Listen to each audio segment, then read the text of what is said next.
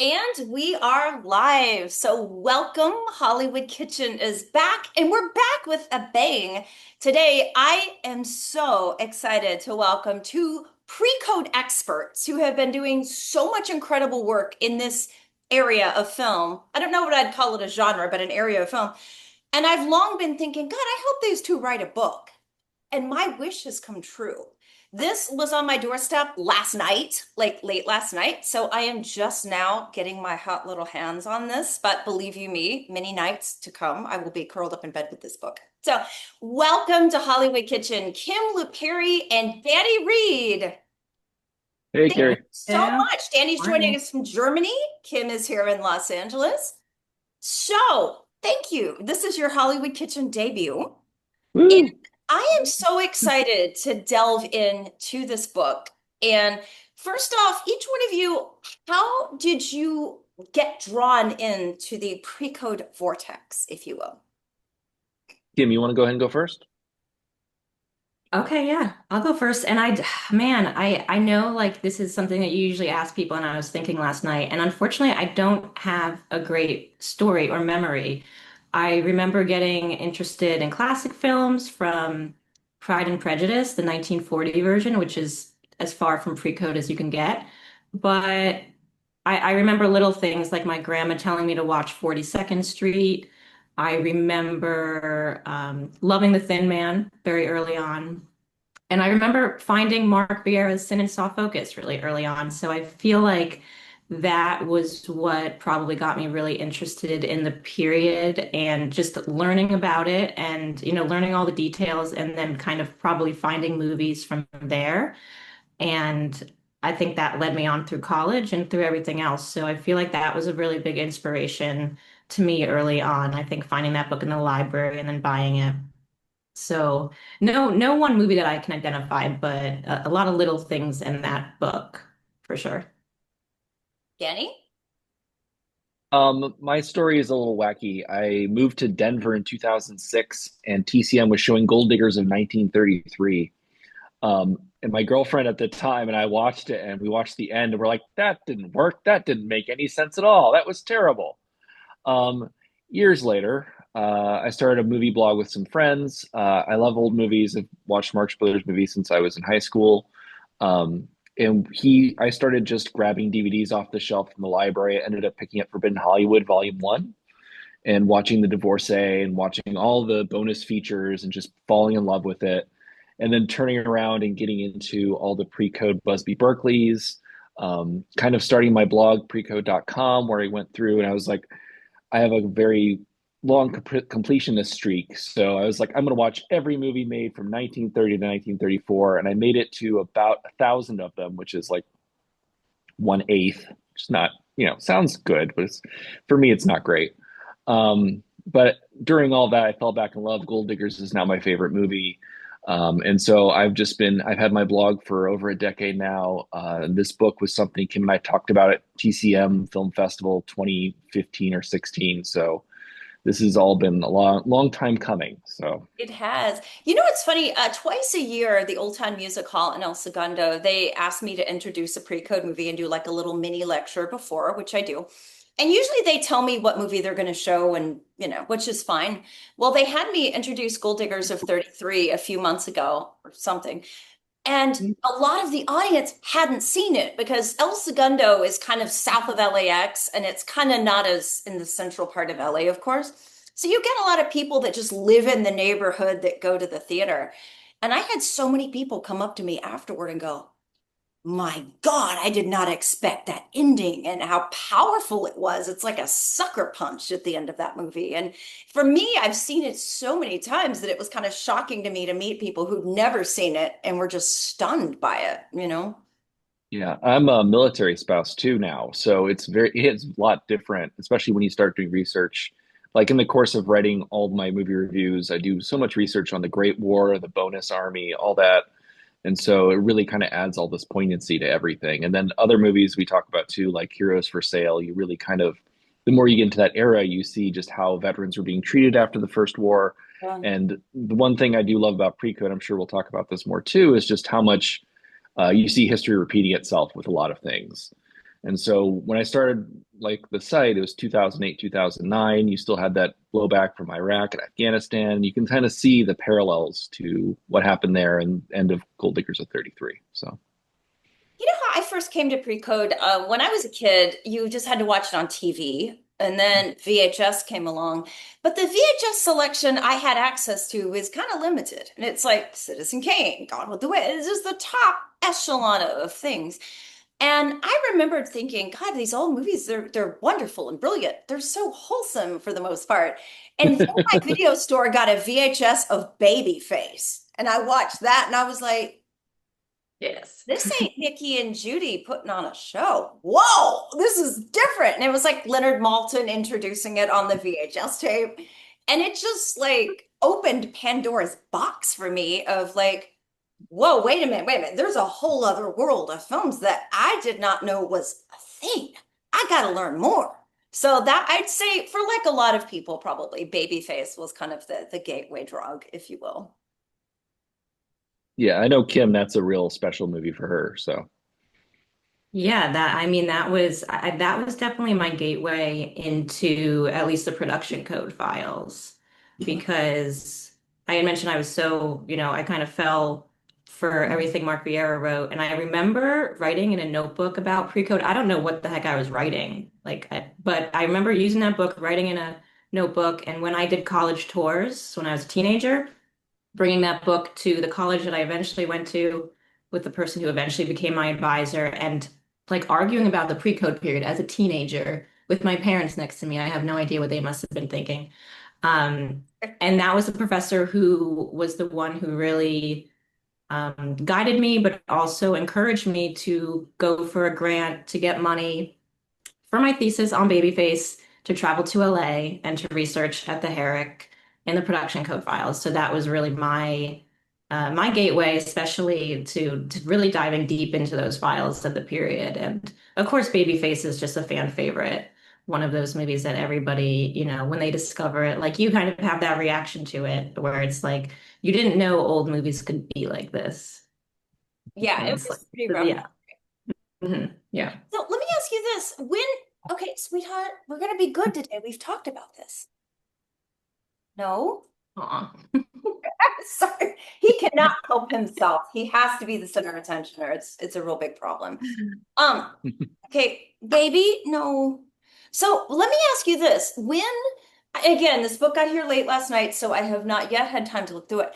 What I want to know is how do you narrow it down? Because as Danny was saying, there are so many films being made in this period. How did you cut down and decide which gets written about and which does not? Like no, we're not going to eat that, baby. No, that must have been a very difficult process for you.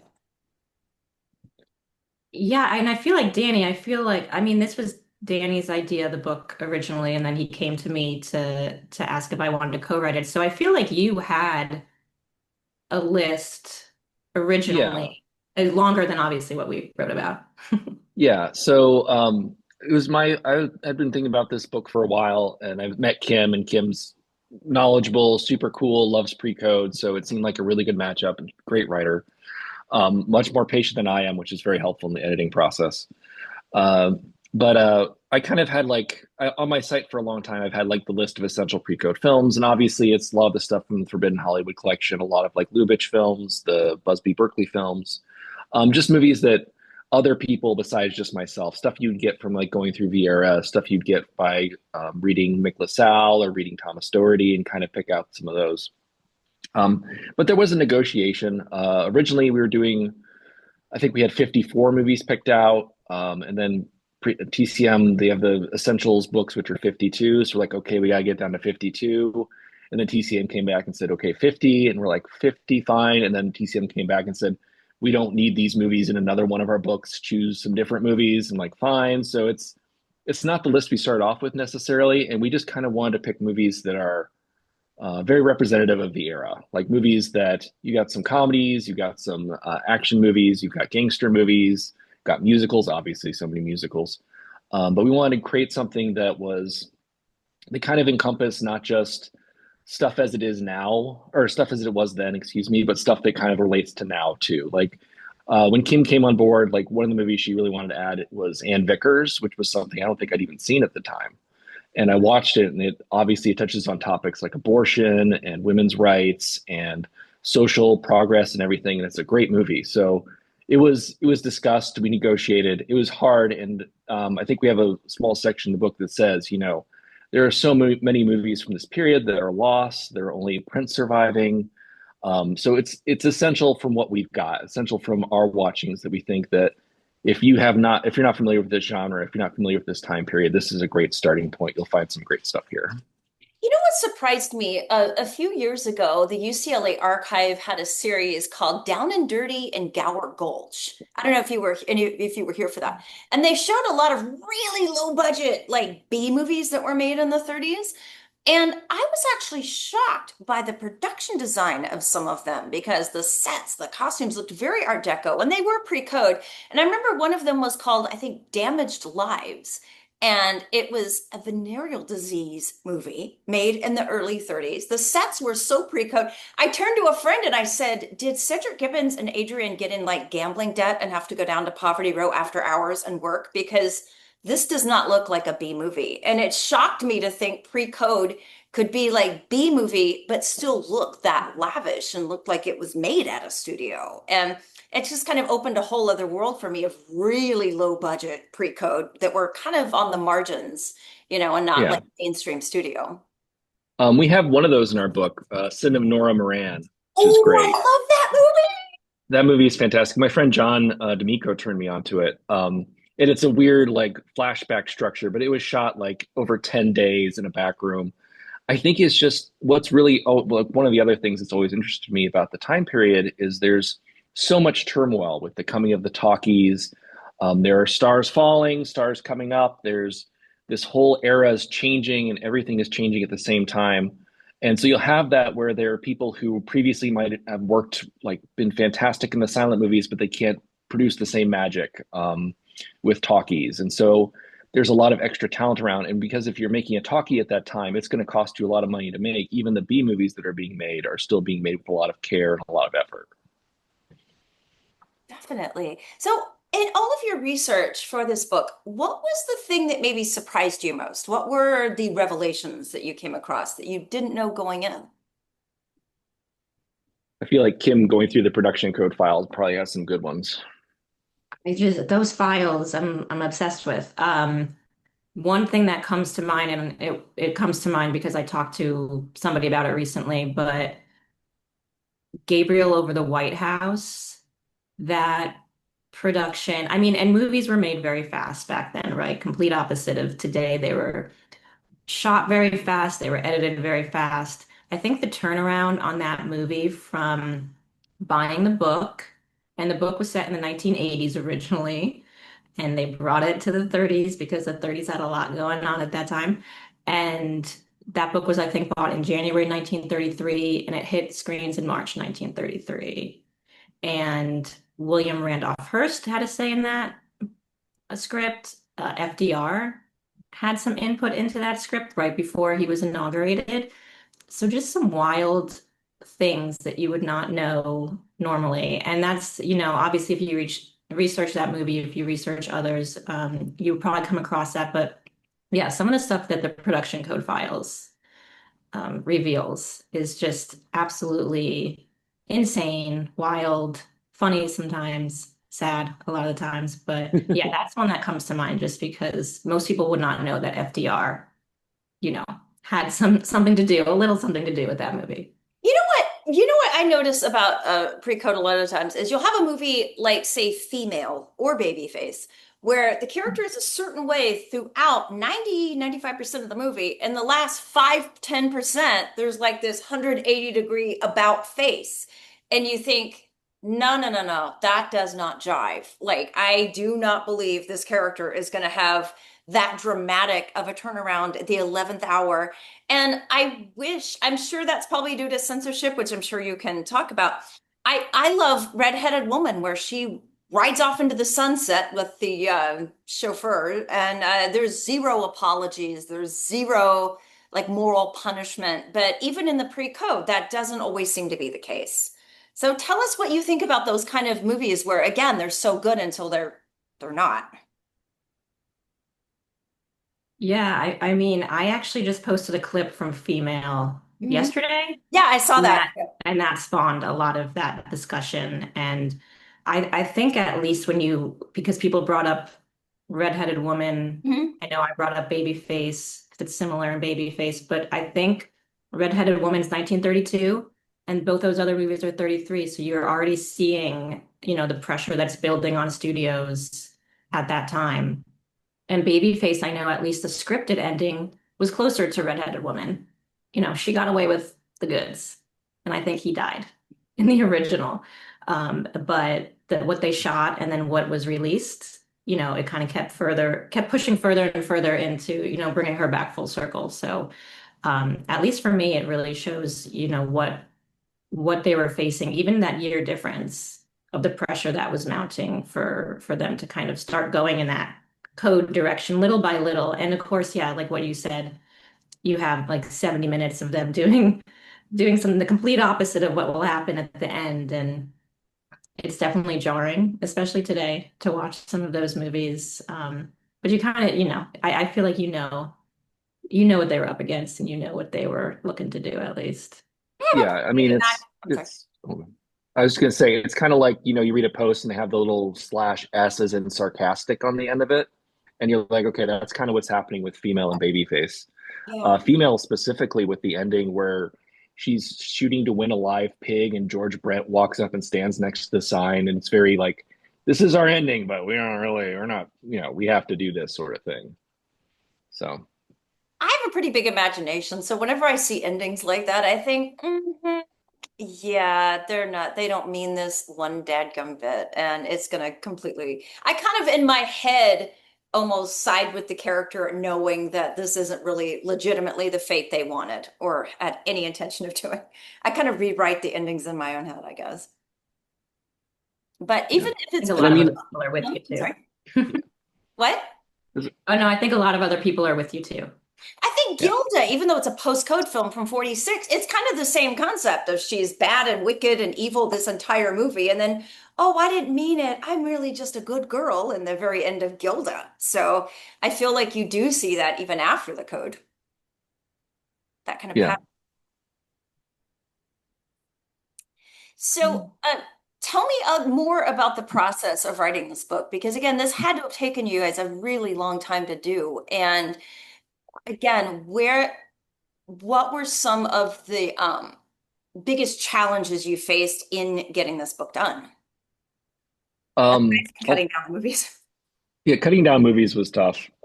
It was kind of a very goofy process where we had the idea, we really wanted to do it, and then we basically Kim knew our agent at Running Press before at that point, and she's like, "We have this idea for a book. It's going to be great." And the agent's like, "Oh shoot, we just bought Forbidden Hollywood last week, so we're not going to do another pre-code book, obviously, like the next week after that." So we've been looking at other publishers for. I didn't really do research on how to write a nonfiction book. I just kind of sat down when I was between jobs for a little while and wrote 100,000 words on these movies, and then finally not finally, not to be mean, running press came back to us and was like, okay, we're ready to do the book, and they're like, okay, it's got to be 80,000 words, and I hadn't even finished with it at 100,000, so it was a lot of like chopping and cutting and reconfiguring. And then Kim did an amazing job like finding all the images. We wanted to make sure we were doing, first of all this stuff is completely new. This is not stuff from my website or stuff Kim has written about. And then all the images in our book are different from the images you'd find in Forbidden Hollywood or even the pre-code cocktails book. So it was a pretty involved process because we were trying to make sure our book fits into the canon of where the other pre-code books are, because we were big fans of those, but also making sure it's unique and has our own voices as well. I really respect that because sometimes when a certain person or topic in film has been covered a great deal of times, it's got to be a challenge to go, okay, what thing new can we contribute to this conversation and put out there that hasn't already been said? So, yeah, that must have been a huge challenge in doing this. Yeah, and especially in the images because, like Danny mentioned, Mark Vieira is also a photographer and he finds the most gorgeous pictures, and sometimes I've never seen them before, and I know they, come from his collection and other places. But I had Forbidden Hollywood and I think Sin and Soft Focus open, and I had Forbidden Cocktails open, and I was just going through all of those while we were getting photos together. And we did get some photos. Danny had some photos, and some friends of ours had photos. We got some frame scans, which was really nice for some stuff that we really wanted to represent in the book, but did not exist in still form. And yeah, that was a whole process in itself. But we actually wrote, and Danny, you can correct me if I'm wrong, because my dates are probably just all over the place, but I feel like we started writing around 2016, Yeah. at least for like the book in mind. And then it was a lot of stops and starts. And like Danny mentioned, I remember you reading your email to me when I think you found out about Forbidden Hollywood, and that was a stop, because we figured there can only be so many pre-code books. But even since 2016, 2017, interest in the era has just exploded. And you see that through the screenings, you see that through at TCM Fest when they screen like 6 to 8 pre-code movies, and most of them sell out. They all sell out theater for all the time. Oh And yeah. so the interest has exploded. And so even when Forbidden Cocktails came along, which was also running press, we were just like, oh man, very excited. And it's a very cool book, but we're like, how many more can they do at this time? And so when they came back to us at the end of 2023, I was happily surprised, because I'm like, oh, I think you just announced Forbidden Cocktails, but hey, I mean, if you want to do this book, obviously we're game, and we're very happy to. So, and it was pretty fast from there. Like Danny said, we had a lot written, but of course, books, the word count is a lot lower. So I think in my brain, I was like, oh, this will be easy to do. We have most of it written. And then it's like, yeah, it's so much more work, the editing process and everything else. It's more work than you think it will be. Um, but I'm glad we did it the way we did, at least to have a lot of it done. Yeah. Because I like working. I think Danny and I have different styles of working, which is good, because I think we fit well together in a lot of ways, even though we do things differently. But I like editing. I like having a long time to edit, and so for me that worked well because I just chip away. So that ended up working well for the way I like to write, at least. Yeah. And I write by just pounding stuff out and refusing to look at it ever again. So, But then you revisit it. I mean, I like doing that too. I just like getting everything onto paper and then revisiting it, because when you revisit, sometimes you're pleasantly surprised by it, right? And then other times you're like, what the heck was I thinking or writing or doing? And then you just cut it out. But I feel like all of that process helps you get closer to the best product, really. You know, one thing yeah. I was thinking about too is, okay, a lot of times TCM will run pre-codes and I'll watch them at home, and I love TCM, they're the best. But sometimes I'll see it in my living room at home and I'm like, okay, it's cool. But then you see it with a huge enthusiastic audience and it is a revelation. Like she had to say yes, I think with Jeanette McDonald. I was watching that at home one night and I was like, cool. And then I saw it at TCM and I'm like, I didn't notice this. I didn't notice that. Oh my God. And it was just 180-degree different experience seeing that on a giant screen with an audience that was just all over that movie. And it kind of shows the power of that experience, you know? Well, one thing I wanted to say that's kind of interesting is how we consume movies has changed so much in even the last decade. Because I know I found it on DVD, Kim found it in a book, you saw it on a VHS tape, I presume. But like Kim's handles the Instagram account, she has over 60,000 followers. And so many people find old Hollywood stuff from clips, from moments, and they go, oh, this is interesting. And they want to dive more and more. And because this landscape has shifted so much, there's so much availability, so much ability to get into the genres than there ever was before.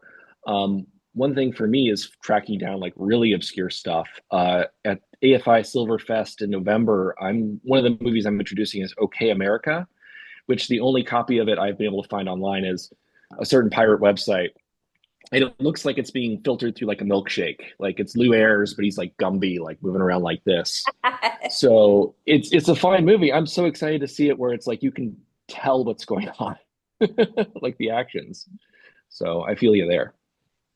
And I haven't seen that one yet. So I'm really excited. And at least, living in Los Angeles, number one, and then being able to attend TCM Fest as well. Yeah, you either get exposed to new movies or you see movies that you might have watched countless times, but you see through a new lens because you're watching it with an audience. So I Yeah. know last year The Divorcee was screening, and that's one of the biggest pre-codes, definitely one of the, at the very start of the era. So very impactful. But I've seen it so many times, but I was so excited because there are scenes in that movie, and you know what I'm talking about. And Yeah. I'm just like, how is an audience going to react to this? And it was so fun being there in a packed theater at the Egyptian. You were there, Carrie, right? I was there and I Saw was you. so happy to be Yeah. here. And it's just, I was so psyched for that because I'm like, I've seen this movie so many times, but I'm like, I just to watch it with 500 other people and hear the applause and hear the reactions. Yeah, it's a different experience, and it's an amazing experience that we get to have almost 100 years later, And a you know. huge shout out to past Hollywood Kitchen guests and my friends Darren Barnes and Marsha Gordon for like willing that print into existence. So yeah. Yeah, Marsha Gordon was Darren, great yeah, there. and Darren actually gave us some of the stills for the book too. So he's a great guy. We really appreciate that. Yeah, those two could not be more generous. I'm so grateful for them. Yeah. Yeah, seeing it with a big audience, it's just, and also I try to think of how I try to sometimes put myself in that time period too. Like, okay, if I was, getting off my factory job and going to see this in 1930, how would this have hit me? And I kind of try to put myself in the mentality of that. And it would have been just such a revelation to see a woman that was that resolute in her decision to tell her husband, "You're the only man in the world my door is closed to." I mean, that had to have just blown people's minds in 1930, you know? Yeah, and I sometimes wish we could have more, or at least know more of some of those reactions, because this is, that's what we think would have happened, or how these movies would have been reacted to back then. And I'm sure we're probably right in a lot of cases, but I just would have loved to have more, or to read more audience reaction. And it probably was written down, at least at previews, right? But it's some of that doesn't exist anymore, I'm assuming. But that's something I think about a lot, because here a century later, this is how we react to things, and this is how we think they would have reacted to things. But I'm like, what if it was different? And in some ways, like what if people reacted in ways that we didn't think they would? So I wish I had a time machine to go back for I in some cases, just to watch movies and then come back here. Not anything else. I don't need anything else. exactly. It's funny because I collect vintage and I live a pretty vintage lifestyle. And oftentimes people say to me almost every week, "Oh, geez, I bet you wish you lived back then." And the answer is always no. Because I think about it, my grandmother, my great grandmother, they didn't get to go to college. They didn't get to travel the world. They didn't get to work and support themselves. They didn't get to choose to have more of a single independent existence. They didn't have choices at all, really. So I kind of feel like I have the best of both worlds. I can enjoy the beauty and the artistry and the cool things of the past, but I have rights, at least sort of. I have, freedom. And I think about like the things that they really didn't have at the time. Yeah, no, definitely. There's good and bad to all times. Yeah. And I think a lot of people romanticize stuff like, "Oh, wasn't it great?" And it's like, not so much, you know? But let me ask you this. Okay, so what are one of the more obscure movies you covered in the book? Because as a pre-code devotee, I'm always looking for new things and things maybe that have slipped under my radar. So tell me what movies that might really surprise people that are in here that are a little more obscure. I I've mean, read I this book so many times. I have no idea. No kidding. You're I probably know at this point. Gosh, we read this like three times in the past year so far in editing, at least, if not more. Um, I know I was talking to somebody yesterday about Sinanor Moran, which I think is one that flies under the radar. And there's Yeah. two others, and I think they're the only two that are not on home video. We use that term still, I guess, physical media. And Danny, I think you know the two that I'm talking about. Yeah, I am Suzanne, and so this is Africa. Ooh, Yeah. I haven't seen either one of these. I Am Suzanne is a lot of fun. That was one of my picks, which is like it's a surreal Fox musical that involves puppets. And it's very like psychologically weird and tormented. And then the reaction from the general press was like, this will be good for kids. And it's like this woman is competing for her husband's love with a marionette, and you're like, what is going on here? And it's a musical too because it's the 1930s. So that one's a lot of fun. And then I picked So This Is Africa because I do like Wheeler and Woolsey, which puts me in the minority, I think. But it is their most heavily censored film. Like it was originally like an hour long movie. It wasn't made at their home studio, so they shot the movie. It was shown to exhibitors. Exhibitors freaked out because it was so blue and had so much suggestive content that they edited the movie down to, I think, barely feature length level, like maybe 45 minutes long. And so there's so much left out, and their movies are already kind of surreal. This movie makes absolutely no sense. And so it's just a really interesting story of like, and they couldn't come back to film more scenes because they did it on loan to another studio, so they weren't going to come back and do any more for them. So it's just this really interesting time capsule of just, and the movie made a ton of money. It's an interesting time capsule of just what kind of films were being made, what was being allowed, and that censorious battle, but also like a very weird movie, just all in all. So. Very cool. I will have to, can I find those anywhere online or? Yes. I don't know if I should tell you where That's to find okay. them That's online. okay. I think I think oh no, yeah, the website you're talking about, at least for I Am Suzanne, is yeah, that one. Yep. But I We know. think So This Is Africa is actually on YouTube as Okay. well.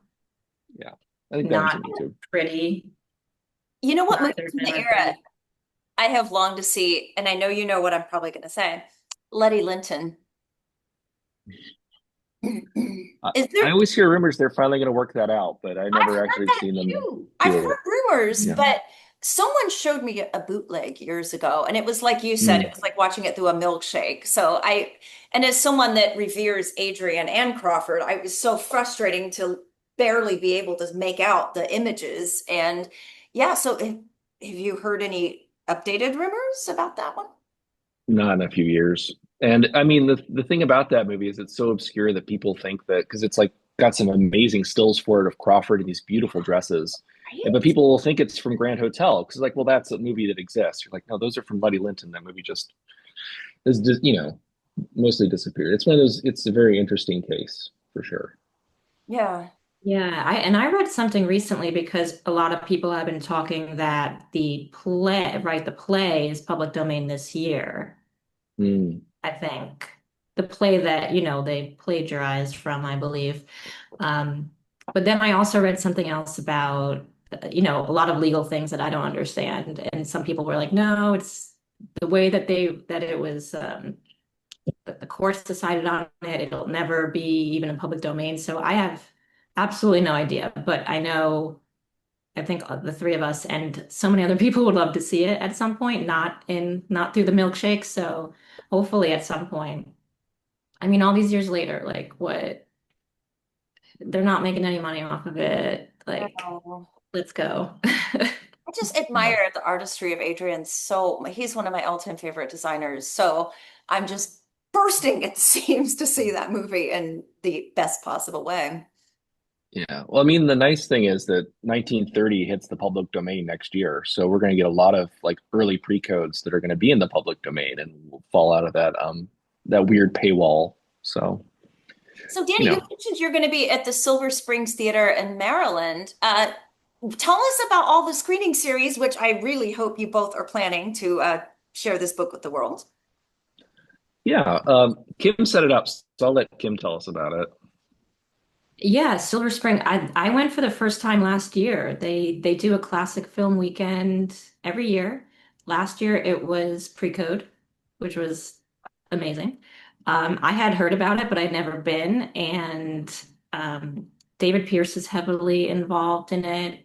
David Sten was the one who suggested me to David Pierce to do it last year because they were screening Babyface, and so I went last year for Babyface. Ended up doing a few other intros as well because somebody had an emergency, so I filled in. And this year, when I found out the dates were early November, I was like that. I mean that's perfect timing because it's I think a week and a half after our book comes out. So we reached out to them, and yeah, we're doing between the two of us 4 movies.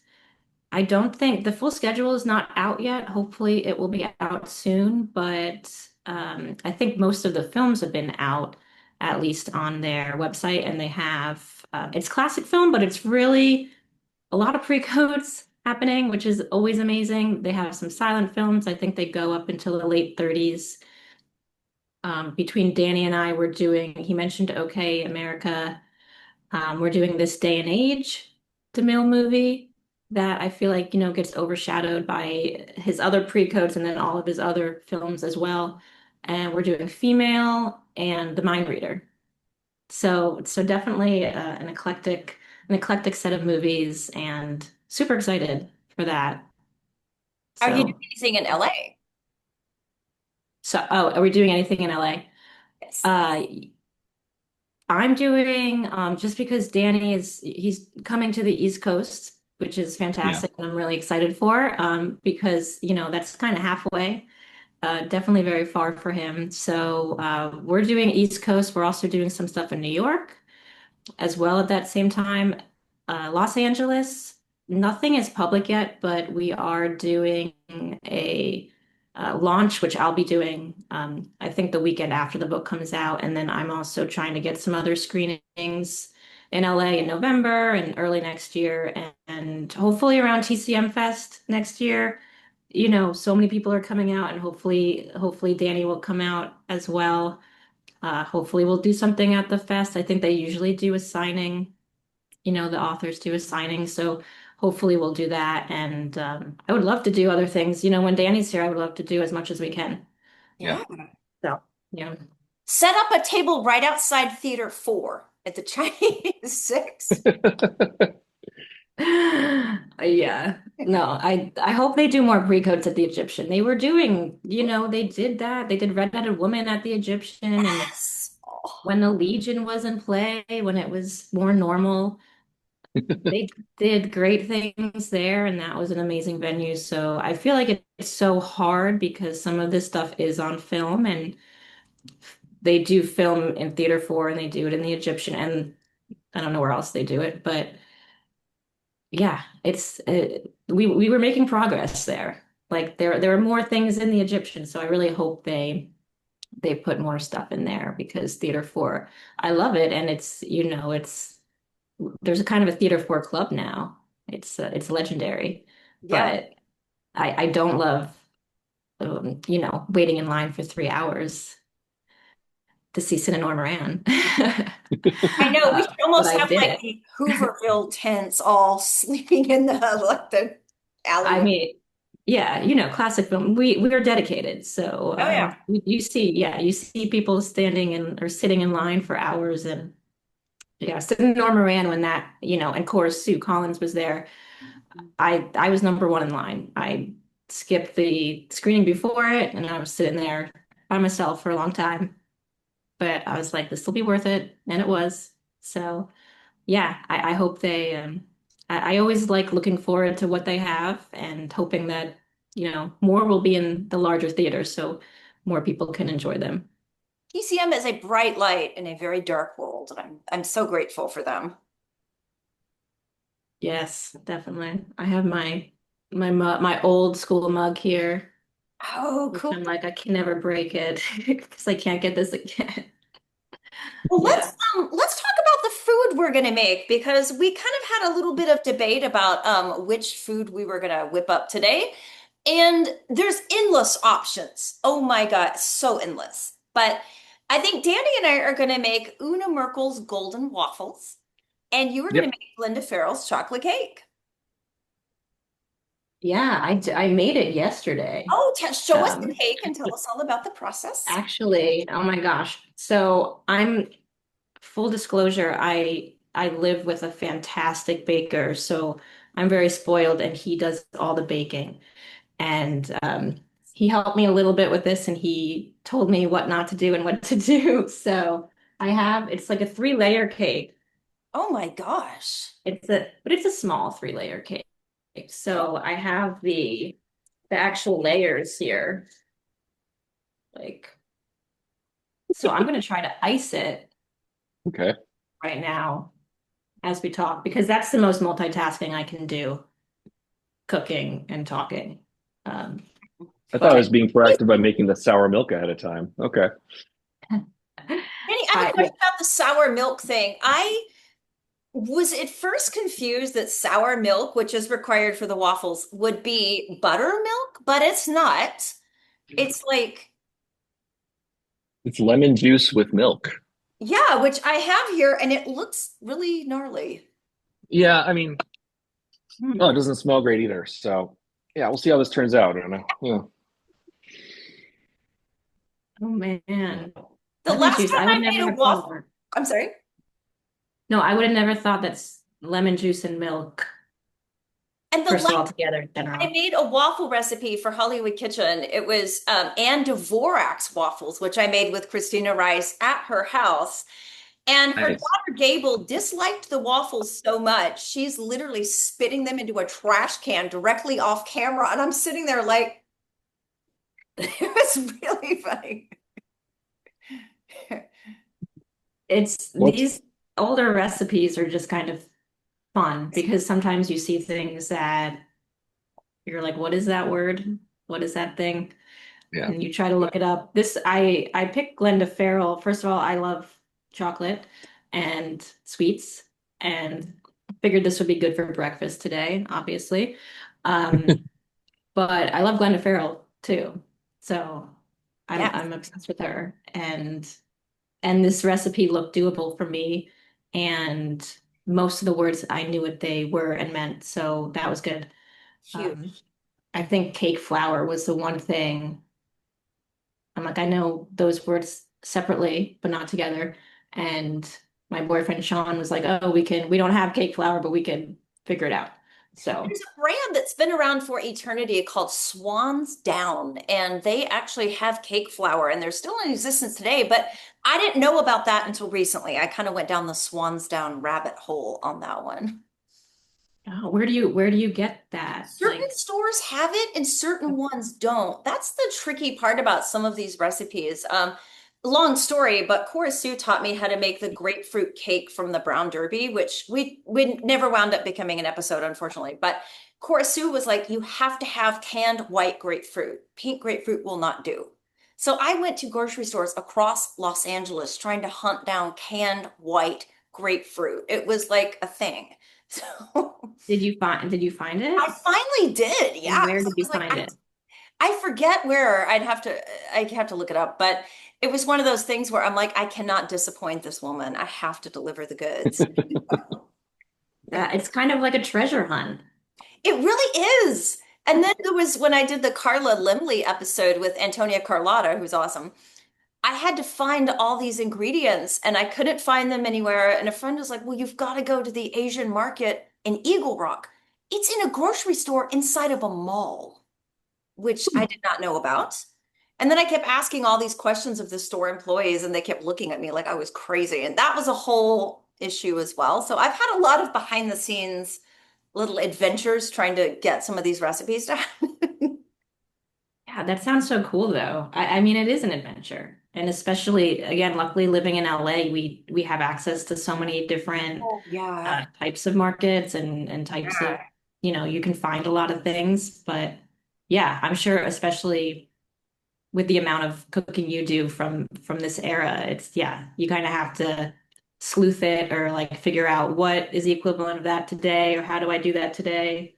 Yeah, Things don't exist anymore. it is always an adventure. Yeah, I will say so. Una Merkel's pancakes, or excuse me, waffles, included not just sour milk, but a very cryptic half a teaspoon of soda. And until this afternoon, I was like, well, obviously they mean baking soda. And then I started like looking online and they're like, no, you use club soda in waffles. And I'm like, what? And I cannot get club soda here. So I have sparkling water. That's So what, see how okay, this mine goes. called for soda too, and I definitely put baking soda in.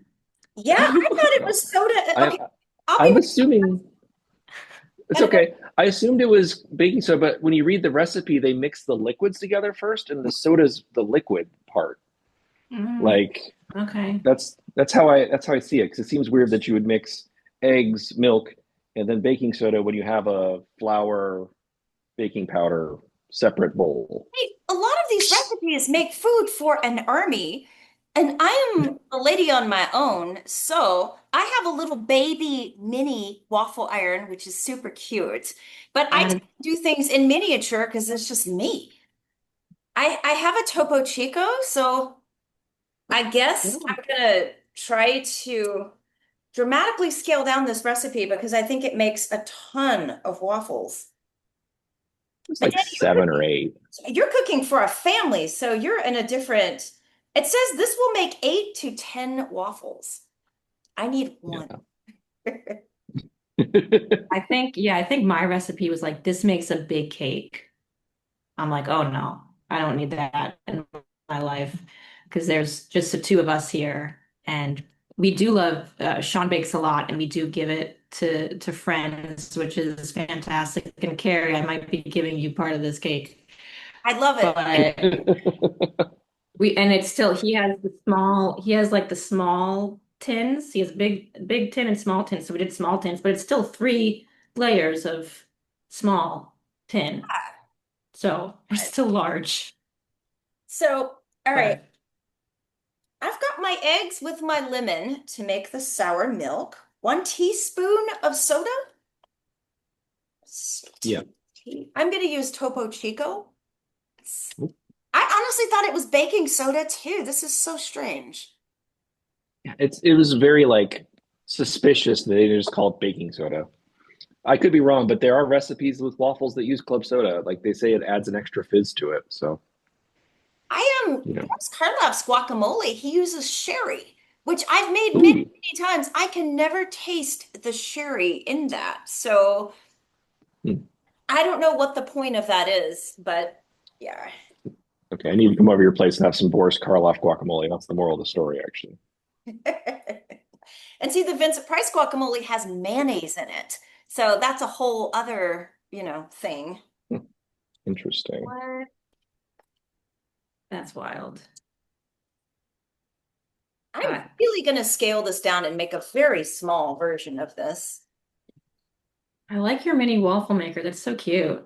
I have a mini ghost one too, so I can also make ghost waffles as well. So Oh, that's fun. Oh man. I love Yeah, because miniature when theme. you mentioned waffles, I was like, I don't have a waffle maker anymore.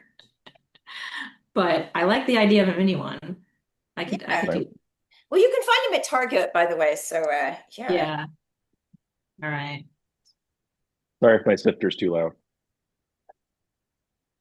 I don't know, I don't hear anything. Oh, perfect. I Yeah. I didn't make enough icing, which Sean told me I wasn't making enough icing, but he was right. It's fine. I'm making a mess though. That's what I am doing. When I tried to make that grapefruit cake with Korosu, we trashed her kitchen so badly. I felt horrible, and her maid was not there that day. And I was like, that maid's gonna hate my guts when she walks in and sees this. If she'd have been there, I would have just shoved a whole handful of cash in her hands and gone, I'm sorry. It said to melt the shortening. I tried to do that and it would not melt in my microwave. Oh, Is that's it? funny because I started this call and I was melting the shortening, and then I just remembered it like 2 minutes ago, and it's melted. So if you leave it on your oven for half an hour, apparently you're fine.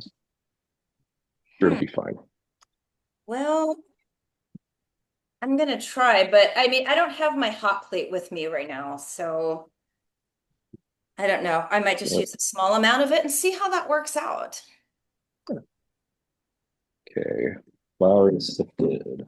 Okay, so the Una Merkel waffle recipe, It's for the large part, it says 2 eggs, 2 cups of sour milk, 1 teaspoon of soda, unbeknownst to us, sparkling water, 2 cups of all-purpose sifted flour, 1/2 teaspoon of salt, and 6 tablespoons of melted shortening. Like I said, I'm Oh, dramatically reducing mine to a very tiny amount just for one person. well, there's baking powder too. Don't forget that. Oh, baking powder too. Yes, yes. Okay. Baking powder as well. Okay, got that. 2 teaspoons. So I'm mixing it all together. Kim, so how did baking the cake turn out for you? Did the directions for Glenda Farrell's cake make sense? Were they doable? Yes, I think, yeah, definitely. I looked at the number of ingredients and the number of steps, and they were both small. So I was like, this is a win for me. I like I like baking in this sense when I'm baking for a purpose. I'm not a natural baker or somebody who just does it for fun normally. So that was fun. We did, so there was cake flour and we didn't have cake flour, so we did put some arrowroot in there. Okay. Subbed a little bit of that, which Sean told me to do, and I'm like, okay. So I guess that does something. And I made half of this recipe, and so the original recipe called for 3 bars of chocolate, and I did have to Google that, but I'm like, I'm pretty sure, I know the baker's chocolate and their bars, and I found out that 1 bar was an ounce. And so in having this, it was 1.5 ounces. I'm like, that seems small to me. I don't know. So we added some cocoa powder in, or substituted some cocoa powder in for the flour. So there was regular flour,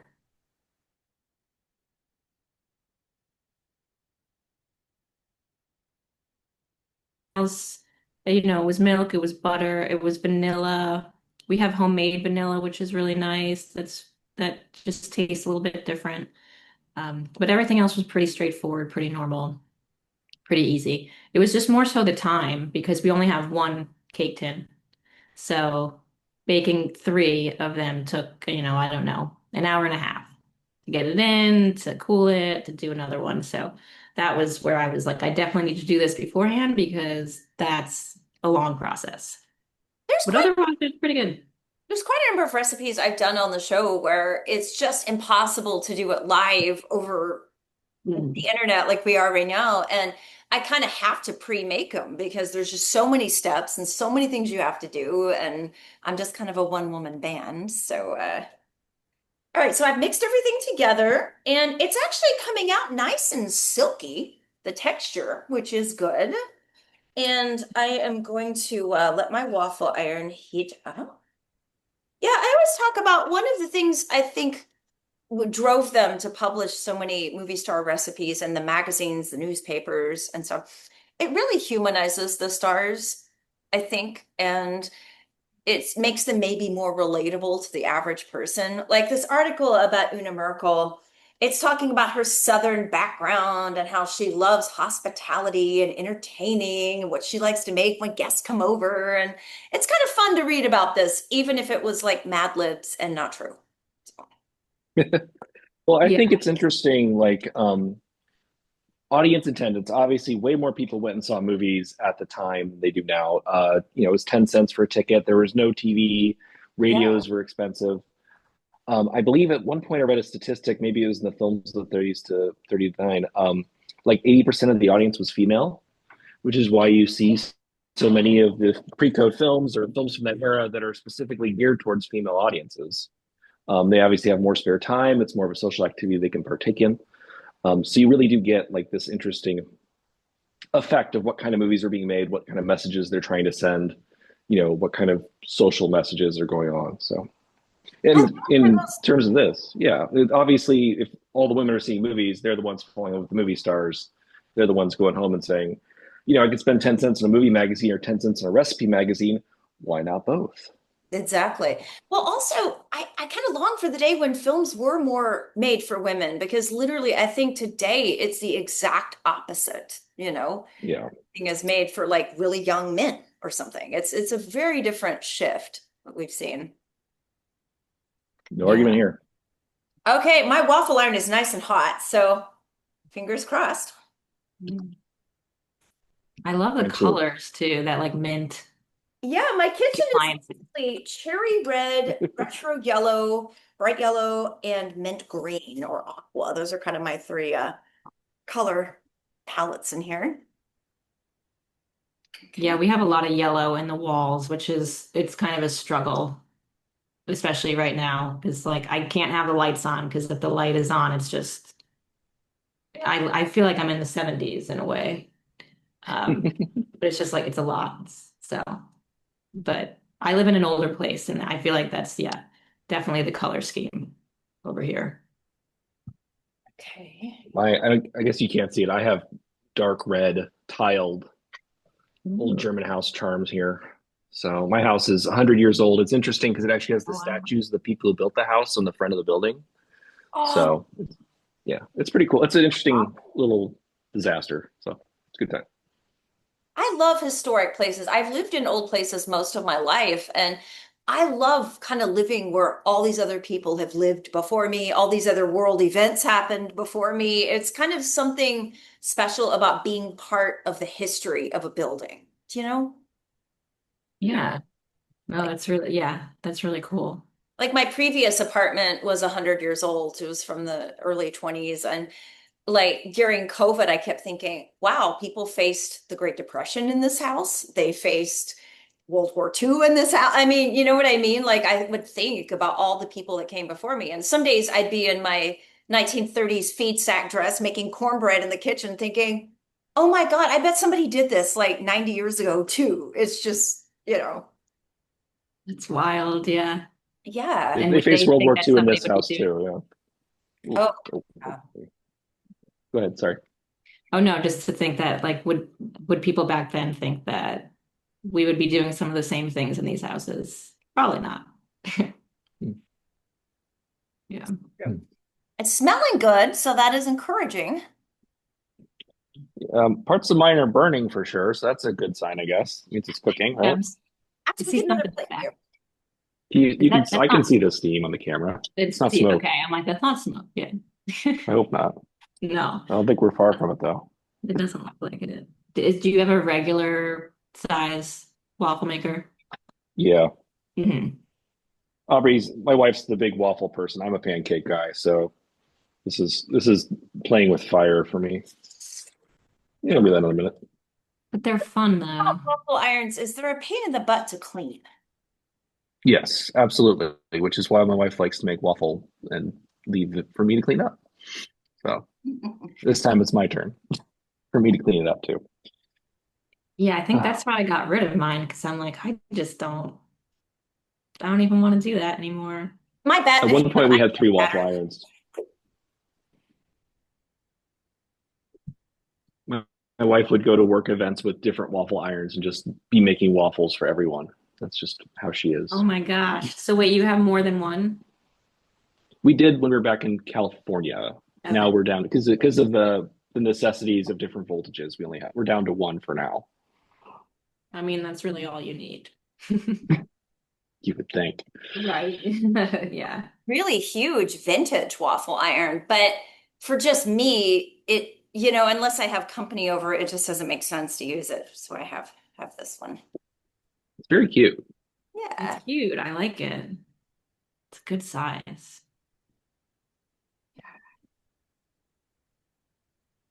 It's got a light on top, which is still on, so I'm assuming that it is still cooking. So, well, I'm so excited to read this book. I'm just bummed it didn't get here in time for me to read it before this episode, but I am going to greatly enjoy it. And maybe we could even do a follow-up once I have a chance to read the book and we could do more. But I'm really excited to read this. Yeah. Well, the fun part will be getting to pick out the movies we didn't cover and getting mad at us. So that's kind of how I see things.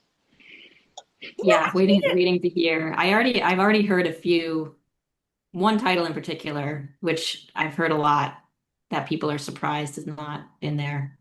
So, I get so mad and frustrated when people complain a lot because it's like it is so hard to get a book done. it takes so much time, so much effort, and there are so many restrictions. So I don't know. It's frustrating when people don't like understand that, you know? I mean, Yeah. personally, for me, it's kind of reason we wrote this book. Like, we could have written just a straight up history or done something like LaSalle did or Vieira did, obviously. But kind of the point is the debate. It's kind of like we're giving you this point of reference. We're putting this out in the world. We want people to come back to us in 5 years and say, "Hey, why didn't you cover?" Of course, now my mind goes completely blank. But like Zoo in Budapest. Like, I picked I Am Suzanne over Zoo in Budapest. They're both by the same producer, both like very revered Fox films. There's a lot of gateways in this. So we tried to, it was very difficult to narrow down the list because obviously I want to put all the Busby Berkeley Warner Brothers musicals in there, but you gotta narrow it down. With one point we are down to one, then we got to put two in, and then it's kind of, give and take. So it's not, it's essentials, but there's so much more you can learn and get from it as well. It's like a, you know, opening page of Wikipedia sort of thing. You could also do a sequel. I mean, there are plenty of books that get follow-up books, so there's that to think about too. During I wouldn't say lockdown, no. huh? I During wouldn't say lockdown, no. I kind of went through a Busby Berkeley like obsession. And because the movies would just bring me so much happiness and joy, and they were so beautiful, and the musical numbers are just absolutely dazzling. And the more I've read about him, it's really disturbing. I mean, I don't know. He was such a complicated person. And for someone whose movies are about precision and about his musical numbers and about order, his life was anything but. He Mm. was married 6 times. He was an alcoholic. He was at one point locked up in a psych ward. It's just this kind of who he was as a human being is so opposite of the effect of his films. I don't know, it was really interesting to kind of delve into some of that. But he Yeah, entertained I feel like the there's a world. I'm sorry. yeah, and I mean I feel like especially from that era, there's a lot of people. If you dive into their background more and more, you're like, maybe I don't want to know these things. Yeah, maybe Because I'm you better might off just enjoy. enjoying the films for what they are. Yeah. Yeah, there are definitely, especially the men, I'll say. But no, obviously both ways. That's Um, fair. It's fair. Can't argue. yeah. But really interesting lives some people had too. I mean, Yeah. yeah. Well, I think it's so interesting in retrospect because to us, everything is very compartmentalized. Like, don't worry, my house isn't on fire, probably. But it's so compartmentalized to us because we see it as Great War, Great Depression, World War II, post-war. But for them, it was just their lives. And Yeah. so you get to see these different act turns. I mean, it happens in our lives too. I mean, the older I get, the more I see, okay, this was my period of my life. This was this period of my life. Um, and I think there's people who grew and evolved with the times. I think there's people who fought back. There's this great biography of the Bennetts. I can't remember the author for the life of me. It's one of my favorite books because it goes from Richard Bennett, who's huge on the stage, revolutionized stage acting, biggest thing in the world, and then movies talkies came along, and Constance came, and she was like the biggest star in the world from 1930 to 32 until she was making more money than God, and then obviously that backfired on her image as this poor little waif or whatever.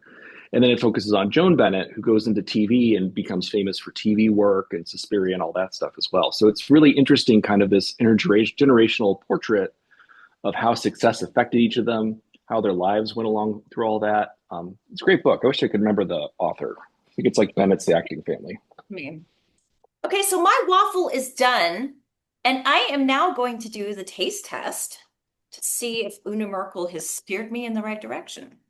By the way, I do love Una Merkel. I mean, she wasn't a giant star, obviously, but she's such a wonderful character actress. And every time I see her in a film, I'm like, oh, good. I'm so glad she's here. So she just really pops on the screen, and she's such a great, like, screen sidekick.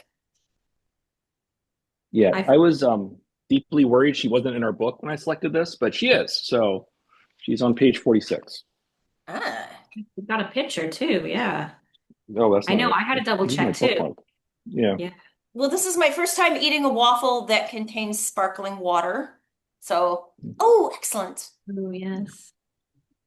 I will say, I think Like, Una kind of skimped on the salt. Mm. This is actually really good. Hmm. Wow. did either of you put anything on top, like syrup or anything like that, or just I just put a straight little bit of butter. butter? Okay. I think butter would help. I just,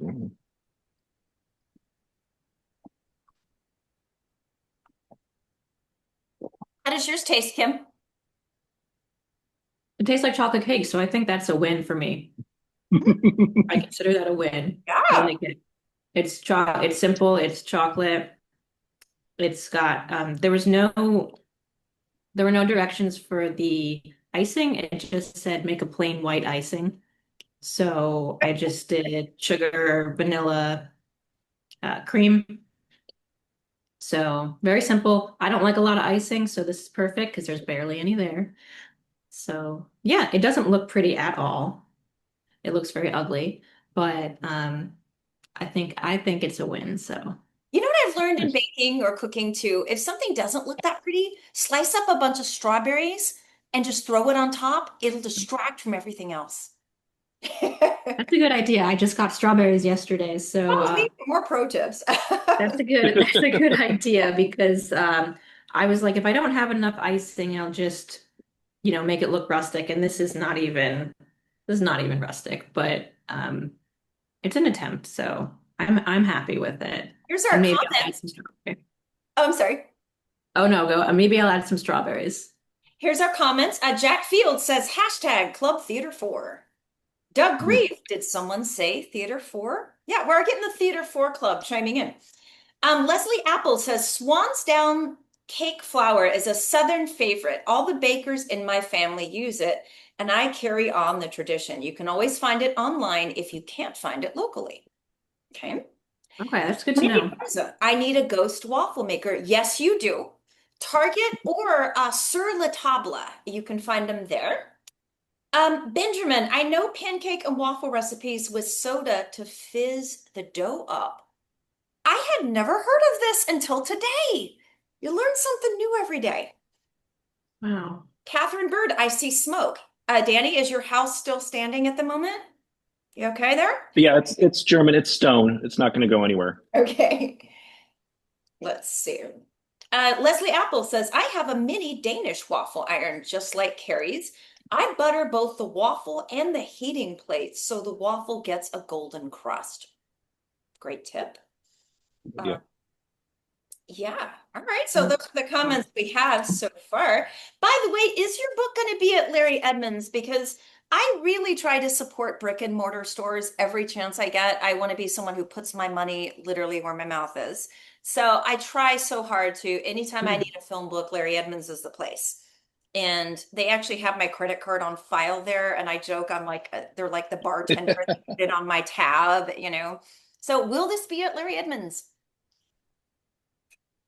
Yeah, I'm assuming it's available for pre-order at Larry Edmunds. They were really great and put it up pretty quickly. I think you were one of the first people who asked about it at Larry Edmunds, and I reached out to them and they were like, "We don't normally put it up this early," but they got it up super fast, so it's available for pre-order. I know we're going to sign those copies that people purchase through Larry Edmunds. So that's awesome. And how we're doing that because Danny is not here. He designed these really, really cute stickers, kind of like a book plate. So he designed those, printed them, and he signed a bunch of them that I'll use when I'm doing things on my own, and then he can use them when he's doing things on his own. So all the books will have both our signatures. So he'll be on the sticker, I'll be on the book. That's how they told me they do things. I have no idea what I'm doing with this process. So yeah, so those will be signed by both of us, which is exciting. So And we were just yeah, talking I before we love went them. live. I'm sorry. Oh Uh, no, I love supporting them too. Yeah. we were talking before we went live. If you live in Los Angeles, so you can get here really fast, On September 18th and 19th, New Beverly is going to show Ladies They Talk About and Gambling Ladies, starring Barbara Stanwyck on film. So I am going to be there on the 19th. At least that is my game plan because I love Ladies They Talk About. And I feel like out of all of Barbara's pre-codes, that one just does not get shown very often. So I'm really excited about that. Yeah, and that's in our book. That's one of the Stanwyck films in our book. We have several, of course. The Queen, Many, yes. she deserves that. Yeah, so I'm really excited. I think I'm gonna go the same night just because it starts a little bit earlier, my bedtime. So yeah, I hope to see a lot of people there. We those films, especially at the New Bev, they're more and more popular every time you go.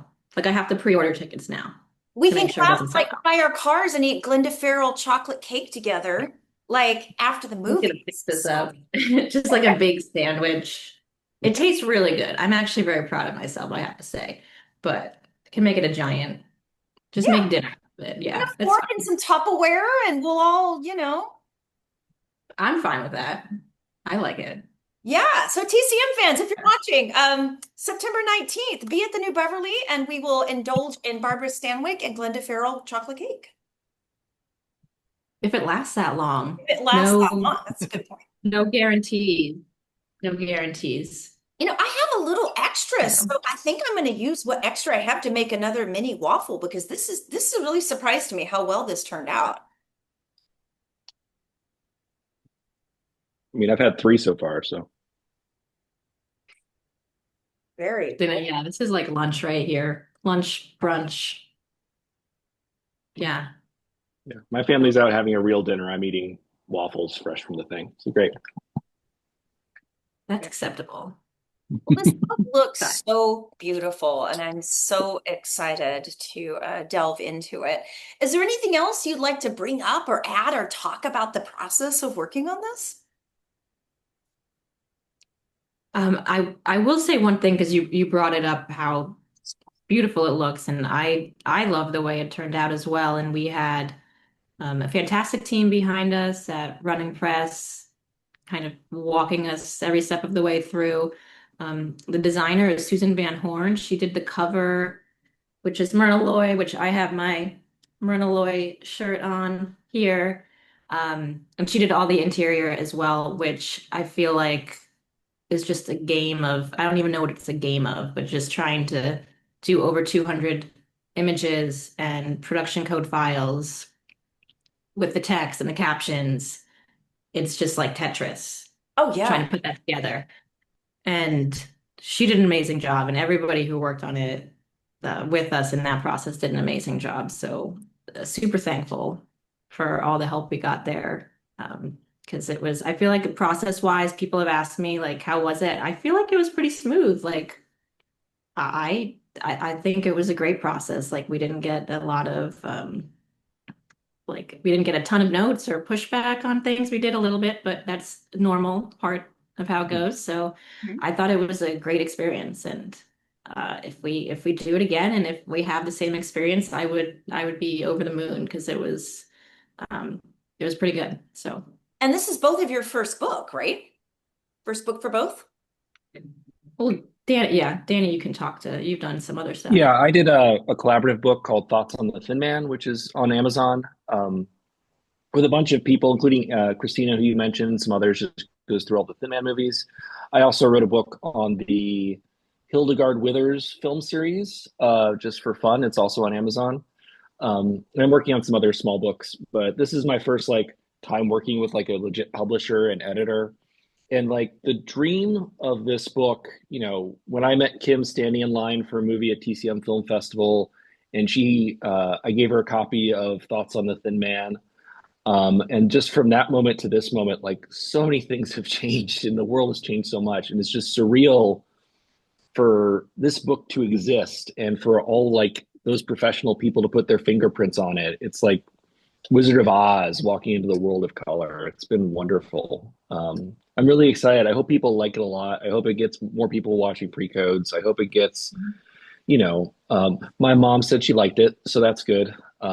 my dad's been sending the reviews to the rest of his brothers and sisters, bragging about me. So it's been like a real like confirmation of like, something besides all the great comments I get on my website, all the great stuff we get on social media. It's just been a real wonderful experience. And I'm just so happy so many people get a chance to look at it and hold it too.